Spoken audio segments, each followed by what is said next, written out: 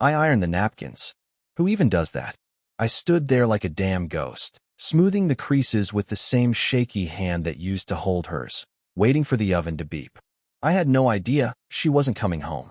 Not really. Somewhere in my stupid, hollow chest, I still believed she'd walk through that door and say, "Wow, you really went all out." But no, she went out all right. Just not with me. At exactly 6:47 p.m. She texted me one sentence. "I'm going to Greg's dinner thing. It's a big opportunity." Greg. His name hits like a door slamming in your face with no explanation. Not my boss. Not my co-worker Greg. Just Greg, like we were all friends here. Like this wasn't our anniversary. Let me be clear.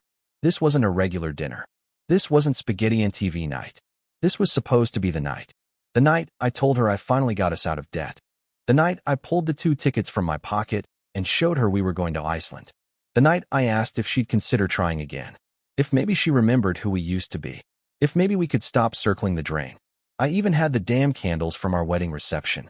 They still smell like whatever peony silk is supposed to be. The table was set. Her seat faced the window. She always liked seeing the neighbor's porch lights flicker on. Said it made her feel like we lived in a movie. And then, silence. She didn't call. Didn't ask how my day was. Didn't notice that I found her favorite wine from that little vineyard in Yakima Valley, the one we couldn't afford the first time. I paid $87 for a bottle I don't even like. And it's still sitting here. Uncorked. Warm. She said Greg's dinner was a career pivot moment. I was planning our pivot. But apparently, I've been turning alone. Around 10 p.m., I put her untouched plate in the fridge and took mine out to the porch. I watched a raccoon knock over the recycling bin and thought, that thing has more direction than I do. The truth is, I don't think she's mine anymore. I think she hasn't been for a while. I just didn't want to say it out loud. Not even to myself. That night, I didn't yell. Didn't text. Didn't call. I just did something I hadn't done in years. I pulled the dusty suitcase out of the garage. Set it on the bed. Unzipped it slowly, like the sound would wake up whatever version of her still loved me. I didn't pack. Not yet. But I opened it. That was my move. I left the suitcase open for 3 days. It sat there on the edge of the bed like a silent dare. She didn't ask about it. Didn't even glance in its direction when she came upstairs the first night, quietly humming to herself like she'd just won something. I watched her peel off her earrings in the mirror, one by one, lips slightly parted like she was still replaying a conversation in her head. Then she paused, smiled faintly. That was the worst part, the smile. It wasn't for me. She didn't mention the dinner she missed. Didn't ask why I hadn't eaten the food I made. Didn't ask why I was sitting in the dark at the table when she got home. She just said she was tired and disappeared under the covers with her phone still glowing in her hand. I stared at the ceiling, heartbeat climbing, and listened as she tapped out a message to someone. Then the lock screen chimed. Silence. She turned her back to me and fell asleep faster than I've ever seen her do in years. I laid there next to her, eyes wide open, wondering what Greg served for dessert. Wondering if his dining room smelled like candles too. Wondering if she looked at his wine glass the way she used to look at mine. And then something new crept in. Something I hadn't let myself feel before. Not just sadness, but suspicion. I don't know exactly what made me check her purse the next morning. Maybe it was the way she rushed out for a walk before coffee, or how she left her charger at home when she always brings it. Or maybe it was just that itchy feeling in my spine, the one you get when you've been trying too hard to ignore what's already true. Her phone was locked. Of course it was. But her purse wasn't. Inside, I found a small folded napkin. Fancy, black linen. Not from any place we've ever been. It had the name of a restaurant printed in gold foil, Levo's. I Googled it immediately. Upscale, 3-month waiting list, $400 prix menu, known for intimate tasting experiences. Definitely not somewhere you accidentally end up. She told me it was a work dinner. That's what got me. A work dinner with one other person. At a place with candlelight and live cello. I took a photo of the napkin and put it back. Didn't say a word. That day, I walked our block 3 times just to think. Watched the same 2 squirrels chase each other around a trash can like they knew something I didn't. Everything started to feel surreal, like my life was now running next to hers, but not with her. We were in 2 versions of the same story, and I was the one stuck in the slow, quiet chapters. That evening, she made spaghetti. Just like nothing happened. She asked me how my day was while casually pouring wine into her glass, swirling it like she was in a movie. I asked if the dinner with Greg went well. She blinked once, just a little too long. Said, "Yeah, good food, boring people." Then she smiled that same faint smile. The one that isn't mine anymore.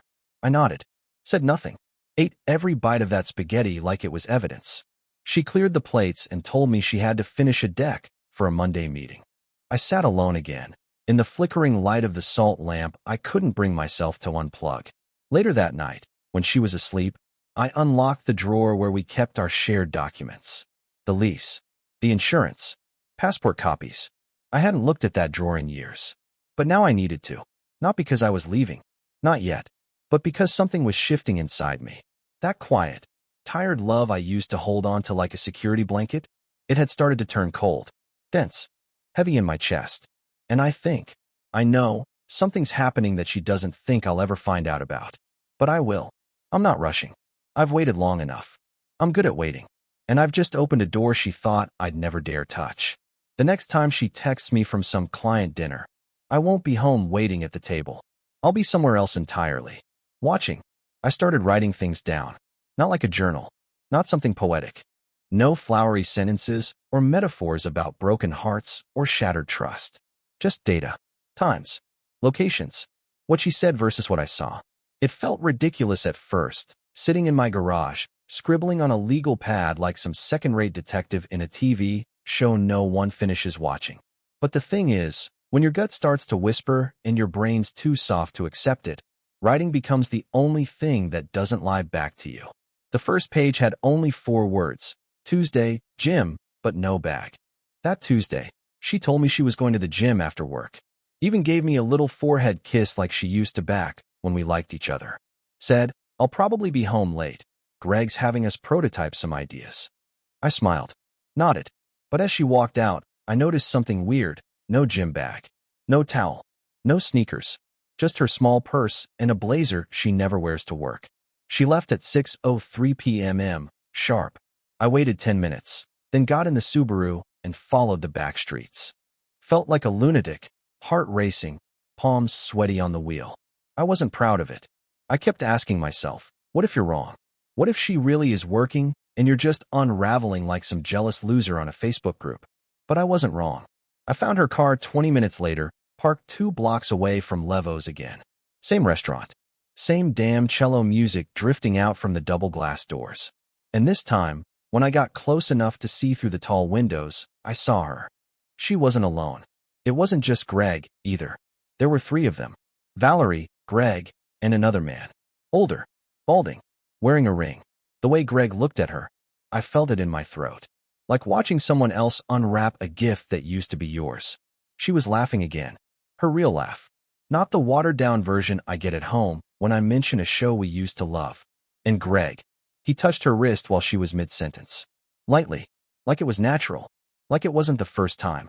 I drove home in silence. Didn't cry. Didn't scream. I just added another line to the paper. Tuesday, Levo's again. Not alone. Touched wrist. That night. She came home just before midnight. Hair a little too perfect. Perfume stronger than usual. She smelled like fig and jasmine. Not her brand. She said they worked late, stopped for tapas. Used that exact word. Tapas. We've never once used that word in our house. I played dumb. Asked if the gym was packed. She hesitated. Said, "Not too bad," while scrolling through her phone. I stared at her for a second too long, and she asked, "What?" Like I was the problem. Like I had ruined her night. That was the moment it clicked. This isn't just drifting apart. This isn't just bad communication or losing the spark. She's actively crafting a new story. A version of her life that doesn't include me, or worse, includes me as a side character who's too naive to notice he's been written out of the main plot.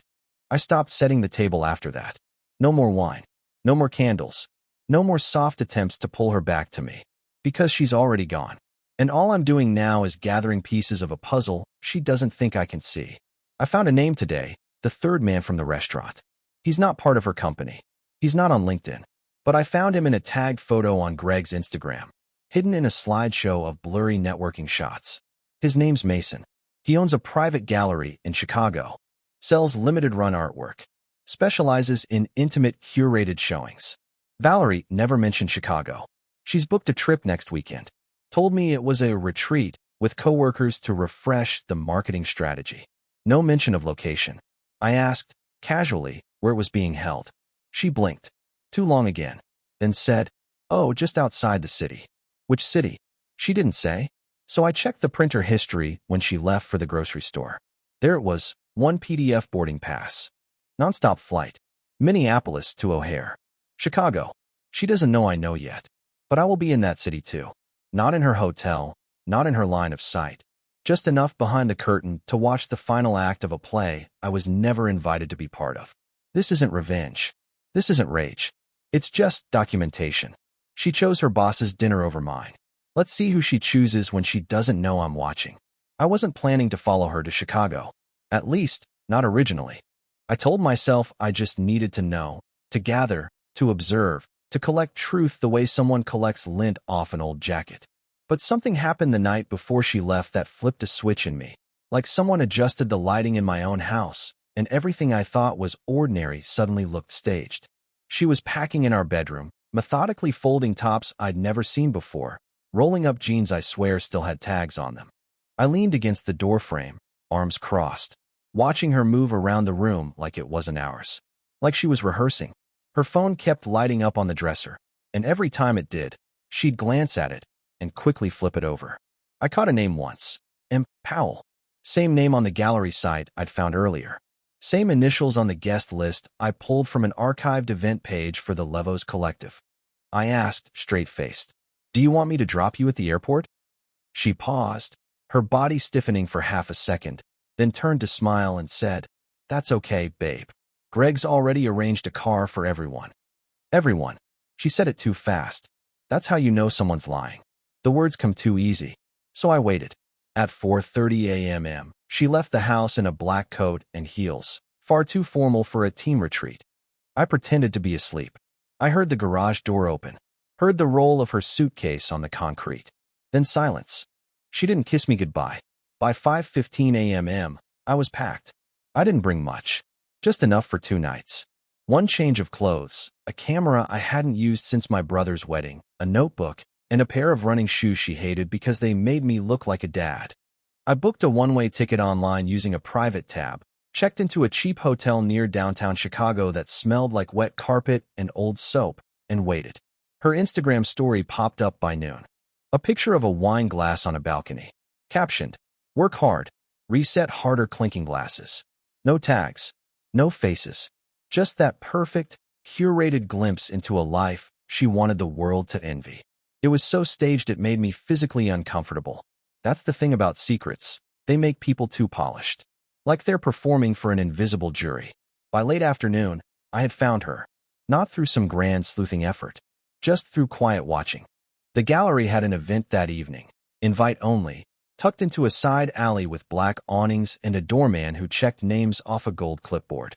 I waited across the street with coffee in a chipped mug and my camera bag slung over my shoulder like I belonged to the night. She showed up just before sunset. Her dress was navy, off-shoulder, hair curled. She looked beautiful in that cruel, unreachably distant way people do when they've decided who they want to become and it's no longer you. She wasn't with Greg. She was with him. Mason Powell, art investor, gallery owner, married, older, but not in a tired way. The type of older that wears it like an advantage. Confident posture. Loafers that cost more than my car battery. He didn't touch her. Not yet. But his hand hovered near the small of her back in that familiar way. I recognized the body language, that almost touch, that magnetic closeness that says, we've already crossed the line, but we're pretending we haven't. I snapped a photo. Just one. Not for revenge. Not for proof. For me. To remind myself I wasn't crazy. That this wasn't a story I was inventing in the echo chamber of my loneliness. I followed them inside. Not all the way. I'm not an idiot. But enough to watch them disappear into the kind of place that turns people into characters. Velvet walls. Whispered greetings. Dim lighting designed to make secrets feel like art. And the worst part? She looked happy. Not guilty. Not conflicted. Happy. I stayed outside until the event ended. Watched them leave an hour later. Mason's jacket now around her shoulders. He walked her to a car. She leaned in and kissed his cheek. Her hand lingered on his chest. I felt the breath leave my lungs in a single burst I didn't know I'd been holding. Then she got in the car alone and drove off. I didn't follow her back to the hotel. I didn't need to, because I already knew. This wasn't about Greg. Greg was the decoy. It was never Greg. I didn't sleep that night. I sat in my cheap hotel bed, staring at the water stain on the ceiling while the city outside kept buzzing like nothing was wrong. Like people weren't betraying each other in gallery halls. Like wives weren't leaning in close to men who wore wedding rings like suggestions, not boundaries. Like I hadn't just watched the woman I gave everything to walk through a door with someone who only knew her in her second act. I didn't cry. That surprised me. You think you will, when the moment comes. But there was something colder than grief setting in. Something quieter. I remember thinking, so this is the part where it all turns. I got up around 4 a.m. and walked the streets until sunrise. The city felt emptier than I'd ever seen it. Just garbage trucks and dog walkers, coffee shop lights flicking on, the occasional soul pretending not to be broken. I fit right in. I found a 24-hour diner, ordered coffee I didn't drink, and wrote in my notebook. Not notes this time. Not times, dates, or patterns. No data. Just questions. Real ones. Things I didn't have the guts to ask her. When did I stop being enough? Did you love me when you said it last? If I vanished, would you even notice? I know, it sounds pathetic. It is pathetic. But you don't just fall out of love one morning. You don't wake up and forget the smell of the person next to you. It's a process. And the most brutal part is realizing they went through that process in front of you, and you never saw it. Or worse, you saw it and pretended it wasn't real. By noon, I had checked out of the hotel. But I didn't go to the airport. Instead, I booked one more night. A nicer place this time, closer to where I knew she was staying. Not because I was planning anything dangerous or dramatic. I didn't want to confront her. Not yet. I wanted to understand her first. The real her. The version that existed when she thought I wasn't watching. The version that was finally free of me. I spent the next day like a shadow. I watched her meet someone at a coffee shop. Not Mason this time. A woman, tall, expensive coat, sunglasses that never left her face even indoors. Valerie laughed with her too. Touched her hand across the table. Different energy. More cautious. No kiss this time, but definitely something hidden. Another note in the margins. At 6:15 p.m. She entered the gallery again, dressed differently this time, more conservative. Professional. She was playing roles, that much was clear. One version of herself for each audience. Mason arrived 10 minutes later, wearing the same smugness he always carried. But this time, they didn't sit together. They barely acknowledged each other. No eye contact. Like co-stars pretending they weren't in love when the cameras stopped rolling. I took photos. A lot of them. Not to expose her. I wasn't even sure I'd ever show them to anyone. I needed them for myself. Like a man trying to prove to himself that the ghost he's seeing is real, not imagined. Because the worst feeling in the world isn't betrayal, it's doubt. Doubt that you ever mattered. Doubt that you weren't just something temporary she outgrew. I left the gallery before they did that night. I stood on the rooftop of a parking garage nearby, wind biting my face, gripping the cold metal railing like it could anchor me to something. And in that moment, I realized I had a choice to make. Not about whether to leave her. That part was already happening in pieces.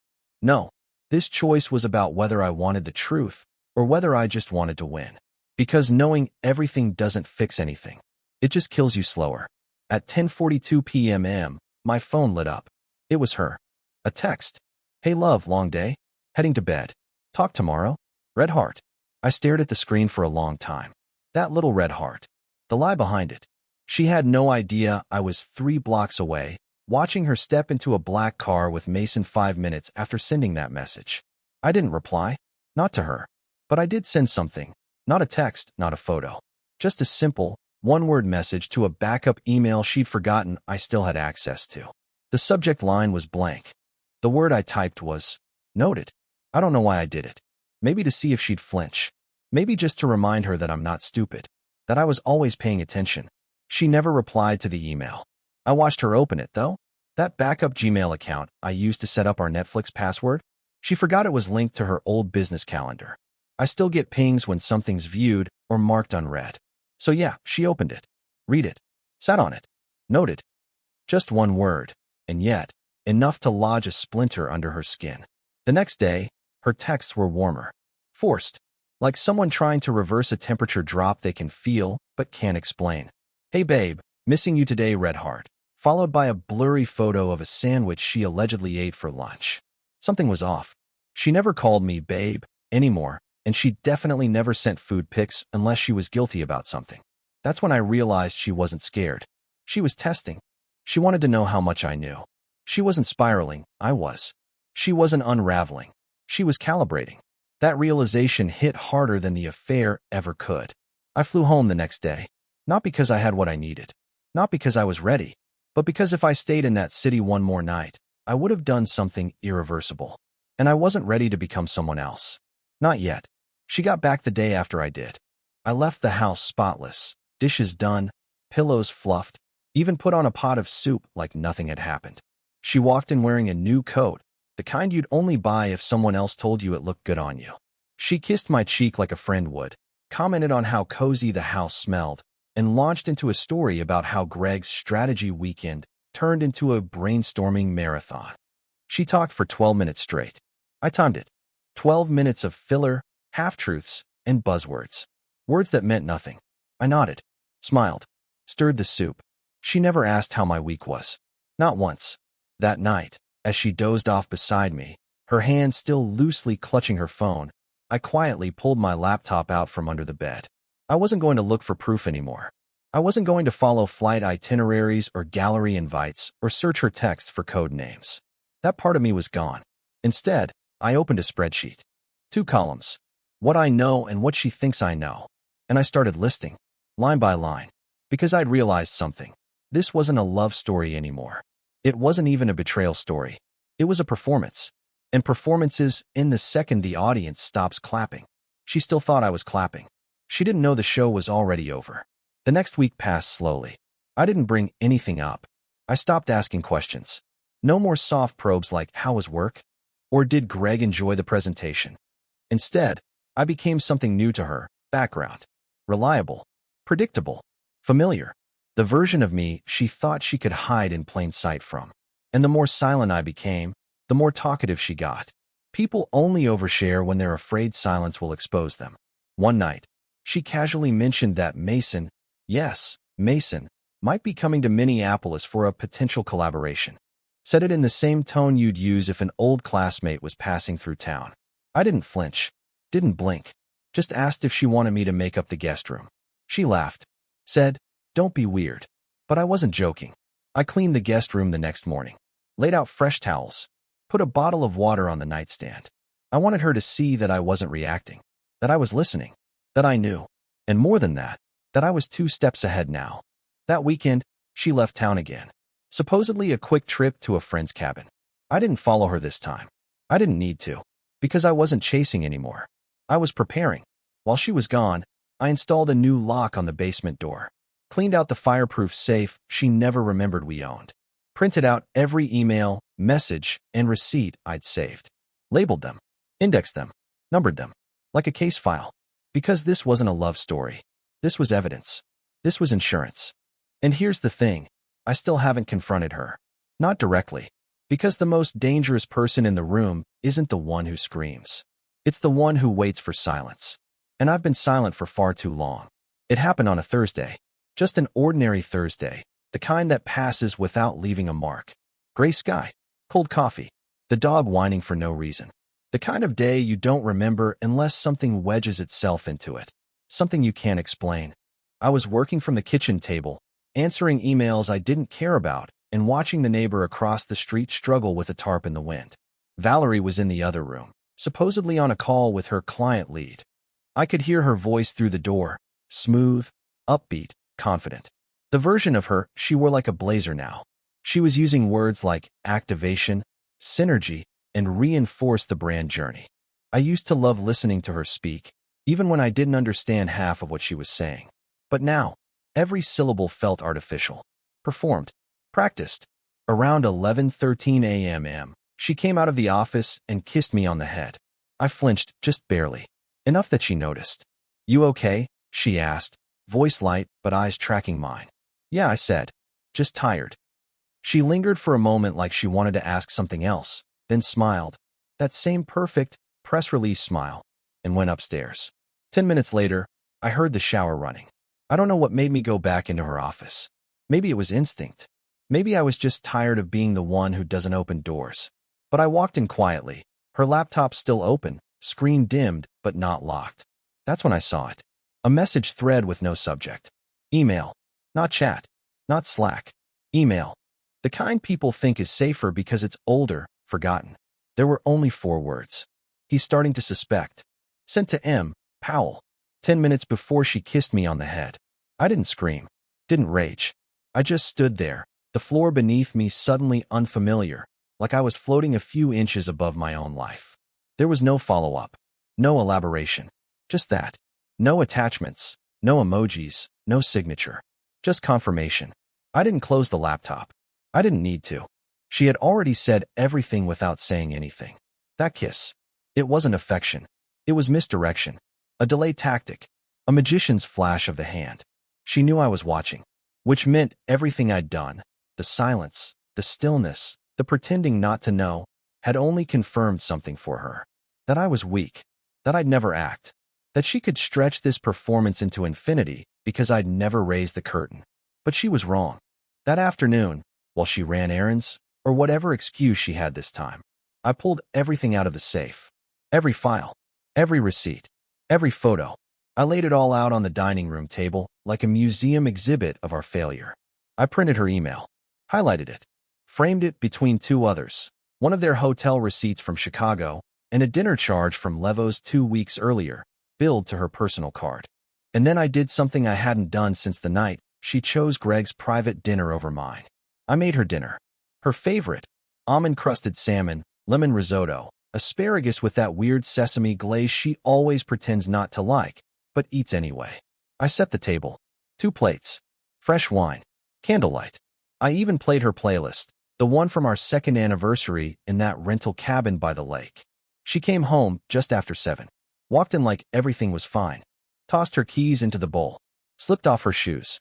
She looked at the table, and I swear to God, her face cracked for half a second. Just long enough for me to see the truth underneath. Not guilt. Not sadness. Fear. What's all this? She asked, voice too calm. Thought we could talk, I said. She sat slowly, eyes scanning the table. Not the food. The paper. The photos. The evidence. I know, I said. All of it. She didn't deny it. She didn't cry. She just stared at me like I was a riddle she hadn't solved yet. And then she said something I'll never forget. Something so cold, so quiet, that I almost didn't register it. You always were better at documenting than doing. She poured herself a glass of wine, and I realized she still thought she had the upper hand. That this was just another confrontation to survive. But what she didn't know, what she couldn't know, was that I had already done the one thing she never expected. And tomorrow, it would all begin. Not with yelling, not with a fight, but with a letter she'd received from someone whose name she didn't even remember, someone who'd been watching too. Not just me. She didn't speak much that night. Not after the line about me, documenting more than doing. She stayed at the table for 20 minutes, maybe less, barely touched her food, only sipping her wine and watching me from across the candlelight like I was some stranger who wandered into her story without permission. She didn't apologize, but she didn't deny anything either. She didn't even ask how I knew, because deep down, she always knew I did. The truth wasn't what broke us. It was the silence. The long, slow, deliberate act of pretending that everything was fine when we both knew it wasn't. After dinner, she said she was going to clear her head and went upstairs. I stayed at the table, cleaned up, blew out the candles. It didn't feel like an ending. It felt like a release. The letter she didn't expect, the one I mentioned, arrived the next morning. It wasn't from a lawyer. It wasn't even legal at all. It was from an artist in Chicago, a woman named Kelsey. She ran a nonprofit for young painters that Valerie had ghosted 6 months earlier after promising to help sponsor their grant. I had found her name buried in a list of unread emails when I was looking for something else. I didn't tell Kelsey about the affair. I just sent her a message explaining that Valerie wasn't the right person to rely on, that there were better people to trust and better ways to move forward. Kelsey wrote back and said, "Honestly, I already figured that out. But thank you for being decent." Valerie read that letter at the breakfast table, Didn't say a word. And 3 days later, she moved out. No fight. No breakdown. She just packed 2 suitcases, called her sister, and left me with the dog, the couch, and a house that suddenly felt like a clean slate instead of a tomb. And here's the part one didn't expect. I didn't feel empty. I thought I would. I thought I'd collapse under the weight of being right. But instead, I felt something strange, something like air. Like space had returned to the rooms we used to fill with avoidance and tight-lipped smiles. In the weeks that followed, I deleted the spreadsheet, burned the photos, donated the salt lamp. I started sleeping in the middle of the bed again, bought better sheets, made the casserole she used to roll her eyes at, and ate the whole damn thing myself. No wine, just sparkling water and a weird sense of peace. I saw her once after that, at the grocery store. She was with someone, not Mason, not Greg, just someone. She looked thinner, quieter. She saw me, and I saw her. We didn't wave. We didn't stop. But for the first time in a long time, I didn't feel like the discarded page of her story. I felt like the author of my own again. And as for that final move I mentioned, it wasn't revenge. It wasn't confrontation. It was walking away without needing to be right, or dramatic, or even remembered. It was reclaiming my silence, not the kind that hides things, but the kind that heals. It was choosing myself. Because the truth is, she never chose dinner with her boss over mine. She chose a different life. And finally, so did I.